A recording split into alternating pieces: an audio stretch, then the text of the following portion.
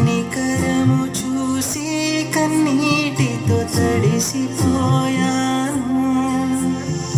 యేసు యేసు యేసు నీకెంత జాలి చాలు చాలు చాలు నీ దయయే చాలు.